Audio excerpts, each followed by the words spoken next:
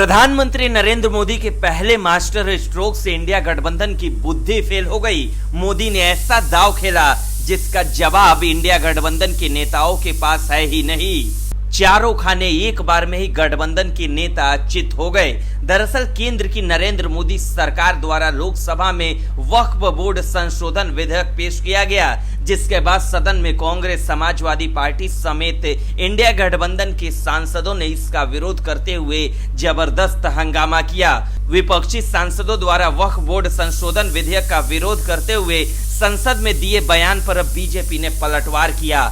BJP प्रवक्ता शहजाद पुनेवाला ने कहा, एक बात तो तय है कि वक्फ बहाना है, मुस्लिम वोट बैंक को भड़काना है। बीजेपी प्रवक्ता ने कहा कि जैसे नागरिकता संशोधन अधिनियम सीएए कानून का विरोध करते हुए इंडी गठबंधन के नेताओं ने भ्रम फैलाया था कि इससे नागरिकता चली जाएगी, अब उसी तरह से वक्फ बोर्ड संशोधन विधेयक को लेकर भी झूठ फैलाया जा रहा है कि इससे जमीनें छीन ली जाएंगी। वक्फ बोर्ड में संशोधन मुस्लिम बुद्धिजीवी समाज के कई लोगों की पैरवी के बाद ही लाया जा रहा है। वक्फ बोर्ड संशोधन विधेयक सुशासन, जवाबदेही और पारदर्शिता का समर्थक है। इसमें महिलाओं को अधिक प्रतिनिधित्व का मौका मिलेगा।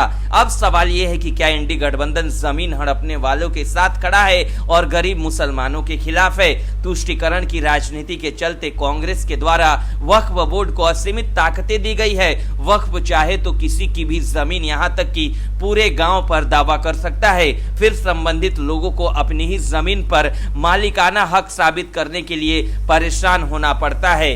वक्फ बोर्ड जैसे अधिकार क्या हिंदू, ईसाई, पारसी या जैन किसी भी समाज को दिए गए हैं, तो ये संविधान के साथ कैसे हैं? आज वक्फ के पास 9 लाख एकड़ से ज्यादा भू संपत्ति है, लेकिन आमदनी 200 करोड़ से कम है। इसका मतलब है कि गरीब मुसलमानों को इसका कोई लाभ नहीं मिल रहा है। संशोधन विधेयक पास होने के बाद गरीब मुस्लिम लाभान्वित होंगे।